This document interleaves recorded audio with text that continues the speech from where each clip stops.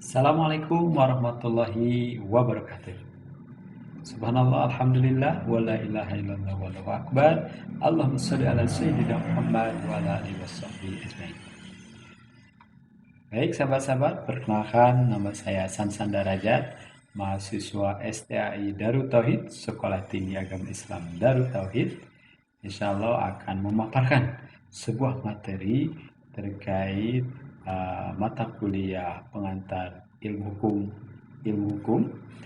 Insya Allah di sini akan menjelaskan satu buah tema, yaitu ilmu bantu dalam mempelajari ilmu hukum. Insya Allah ada beberapa waktu ke depan kita akan coba saya jelaskan, paparkan. Semoga ini bermanfaat untuk saya pribadi dan untuk kita semuanya. Oke, next. Pengertian ilmu bantu dalam mempelajari ilmu hukum itu memiliki arti bahwa ilmu bantu hukum ini adalah ilmu yang mempelajari faktor-faktor yang mempengaruhi pembuatan, pelaksanaan, dan penegakan hukum. Lalu apa saja yang menjadi ilmu bantu hukum ini? Ya, ilmu bantu dalam mempelajari ilmu hukum ini. Ada setidaknya 7. Yang pertama adalah sejarah hukum. Yang kedua, sosiologi hukum. Yang ketiga, ada perbandingan hukum. Yang keempat, ada antropologi hukum, psikologi hukum, politik hukum, dan yang terakhir, filsafat hukum. Berikutnya akan coba dijelaskan terkait masing-masing dari penjelasan ilmu bantu ini. Baik, yang pertama adalah terkait sejarah hukum. Sejarah hukum pertama kali diperkenalkan oleh Friedrich Carl van Savigny, pelopor mazhab sejarah. Sejarah hukum mempelajari perkembangan dan asal hukum dalam suatu masyarakat tertentu dan memperbandingkan antara hukum yang berbeda karena dibatasi waktu yang berbeda pula. Menganggap hukum masa kini dan hukum masa lalu sebagai suatu kesatuan yang tidak dapat dipisahkan karena hukum pada saat ini berasal dari atau dibentuk oleh hukum pada masa lampau.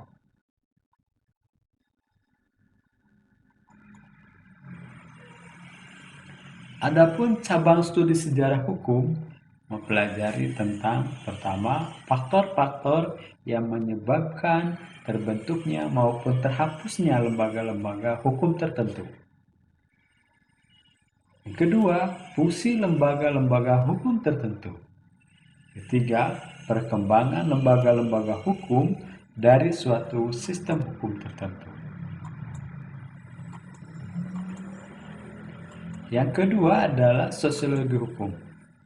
Sosiologi hukum merupakan cabang ilmu pengetahuan yang secara analitis dan empiris mempelajari hubungan timbal balik antara hukum dan gejala sosial.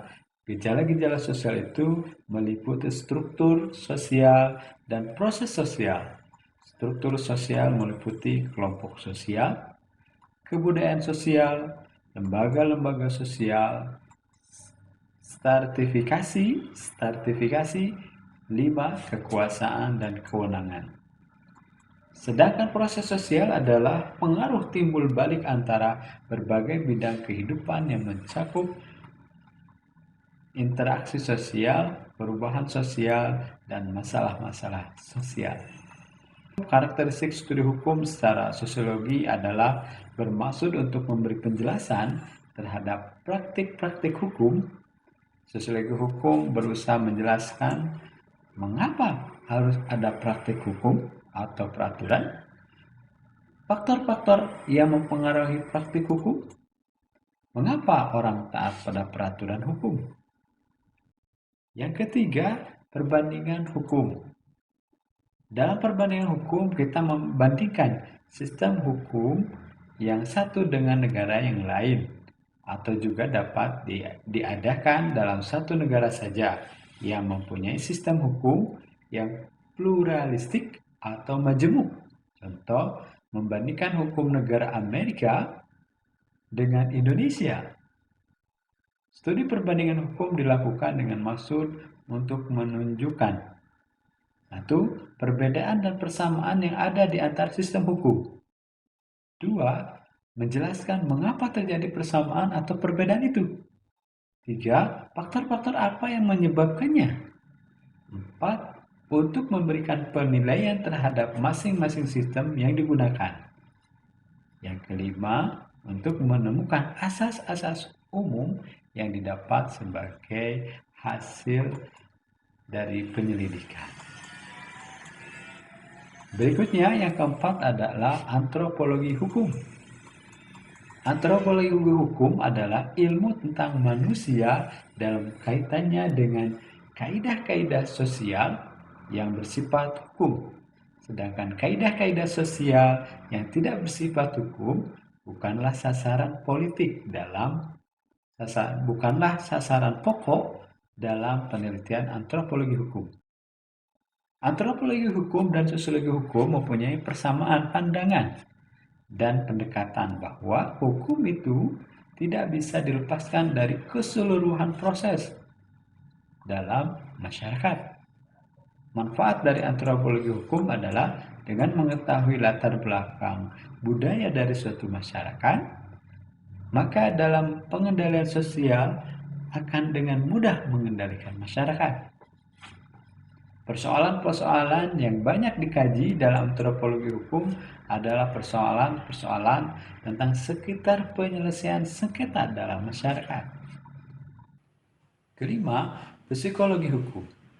Psikologi hukum adalah suatu cabang ilmu pengetahuan yang mempelajari hukum sebagai suatu perwujudan dari jiwa manusia.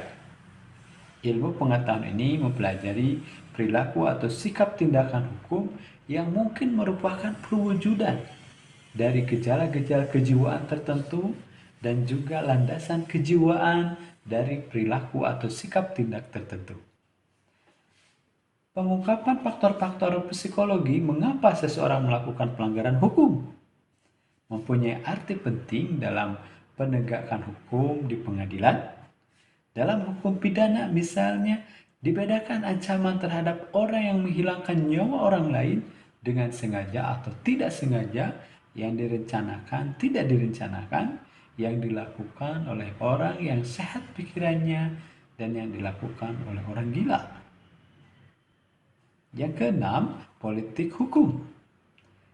Politik hukum adalah suatu bidang studi hukum yang kegiatannya memilih atau menentukan hukum mana yang sesuai dengan tujuan yang hendak dicapai oleh masyarakat.